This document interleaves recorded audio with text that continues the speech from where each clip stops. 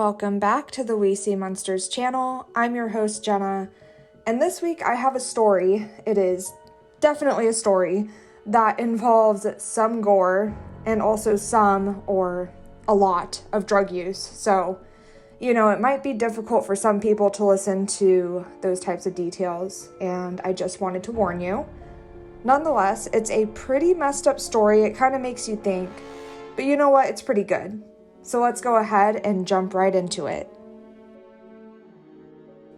I found a combination of drugs that could stop time. Something over there saw me. I used to go to music festivals and parties all the time when I was younger. I considered myself extremely experienced with psychedelic drugs and spiritual experiences. But my troubles started at a trance festival a few months ago.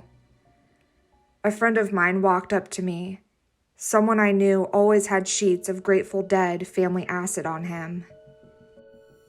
"Hey Johnny, try some of this shit," he said, shoving a 10 strip of LSD in my mouth.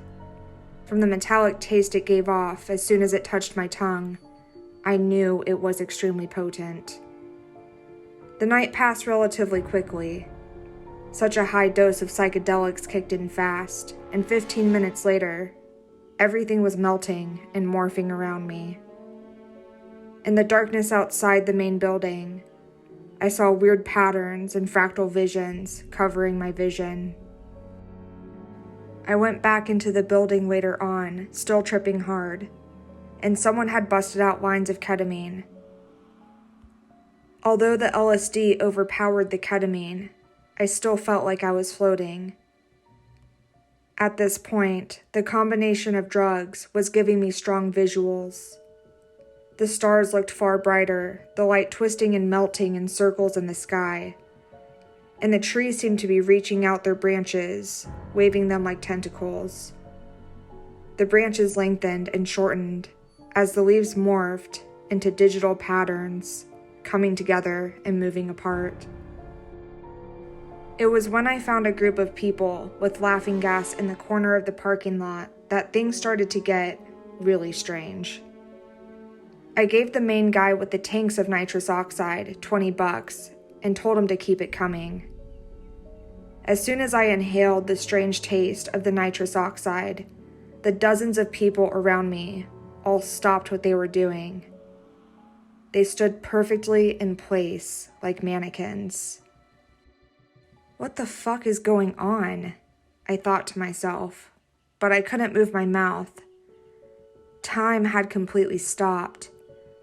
The combination of drugs all at once was able to freeze a moment for what felt like 30 or 40 seconds. But sounds kept coming into my ears, slowed down like whale calls, but still recognizable as words. I didn't know where they came from. Somehow I knew they weren't being spoken by the people around me. A deep, stretched out voice called out to me, and soon the people unfroze from their mannequin-like stances, and time started to move forward again. And I heard the voice finish speaking. "Times 1, it said in the same deep, slow voice. It almost looked like a VCR had been paused and then started up slowly over a period of a couple seconds. It even had this slightly grainy, otherworldly texture when the moment paused. Some more laughing gas was passed to me a minute later, and I decided for the sake of science to try to replicate the experience. I took the slightly metallic gas back into my lungs, and yet again, time stopped. One woman had done too much nitrous oxide and was in the process of falling over. But she hung there like some sort of painting, her feet hanging a few inches off the ground, her body twisted at a 45-degree angle. That same deep, stretched out voice was back. "Times 2, it said. Running through the crowd of frozen mannequins, I saw this blur of visual trails following behind something huge. but I couldn't make out what could be moving at such a superhuman speed. Before I could look closer, the mental dam shattered and time started floating forwards once again. The woman next to me finished falling and the echo of the deep voice disappeared. A few of the partygoers went to check on the woman. She brushed herself off, giving a shy half smile and receding back into her circle of friends. And it was on the third hit of laughing gas that I encountered what was running between these people in the moments of frozen time. As I inhaled and every person froze, the voice from nowhere instantly started. I could see tiny dust mites in the lights, a bat circling in the trees who was stuck hovering in a way impossible for bats. A leaf falling from a branch that just stopped, along with the wind that blew it. "3x," it said. And this time I paid as much attention to the movement in the frozen moment of time as I could. Between the bodies of the statuesque partygoers, I saw a monstrous spider-like creature crawling at a superhuman speed. It faced towards me for a brief period, making eye contact.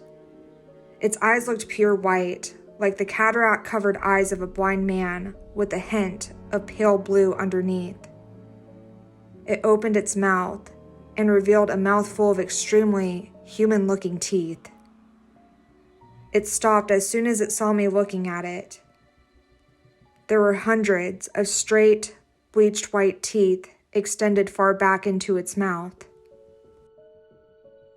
It stood far taller than the people around it, with crooked legs, flexing and extending, as its central body shimmered in the blackness. A dark red hourglass ran along its back. It crouched down low, hissing at me. "You're not supposed to be here," it said in the same low, slowed-down voice as before. Its teeth chattered as it spoke, and its mouth opening and closing in a chittering way that didn't match the words that came out. It turned away from me, sinking its jaws into a man in a tie-dye shirt that was frozen in a chair. It bit at his throat, tearing away a chunk of meat. A spray of bright red blood ejected in slow motion from his torn flesh as time returned to normal. With a blur, the spider monster fled into the forest beyond, the still leaves of the trees looking to shatter like ice when it ran through. As everyone started moving normally again, the screaming started. The people sitting closest to the man were showered in droplets of blood. He sucked in a deep breath, gurgling and choking on his own blood before falling backwards in his lawn chair. His eyes stared blankly up at the stars. Within seconds, his breathing stopped. The crowd dispersed, scattering away from the sudden, horrid scene of gore in the midst of their party. I had no idea what to do. Out of a deep, uneasy curiosity, I started walking in the direction I had seen the creature go when time had stopped. Some people behind me were still shrieking in terror, while others had taken the man out of the chair and were trying to stop the bleeding and provide CPR. One woman was on the phone calling an ambulance, one that I knew in my heart would be far too late to do anything to help this man. I ran into the woods, seeing the silhouette of the monstrous spider creature disappearing far ahead of me. A couple 100 feet into the forest, it swerved towards a cluster of ancient oak trees. The roots separated, and it squeezed its body into the newly formed opening, disappearing before my eyes. I went forward, looking at the spot where the creature had gone underground, but now it was just solid tree roots and brush. From behind me, I heard a slight rustling. Turning around, I saw a pure black humanoid shape without any features standing there. It was like a black hole in the dark scenery of the woods.